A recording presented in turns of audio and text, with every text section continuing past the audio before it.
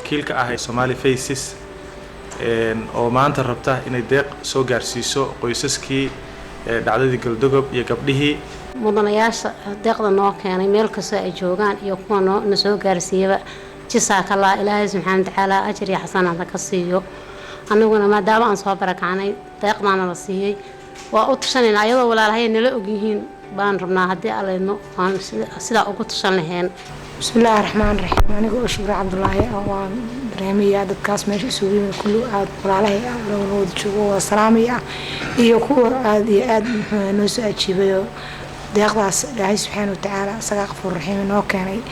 ayna soo gaarsiiyeen walaalahayaga jiro weeye meel kasta ay joogaan jazakallahu khayr baan leeyahay mar walbana waxaan hayay waxa weeyaan aad baan u saacideynaa waa dad walaalo oo soo ajiibay weeye waxaan weeyaan annaguna aad baan ugu baahanahay inaan waxaan ku qabsan karno ku qabsano halkan maanta waxaan isugu nimid wasaaradda xarunteeda magaalada madaxda Garowe oo ku qaabilnay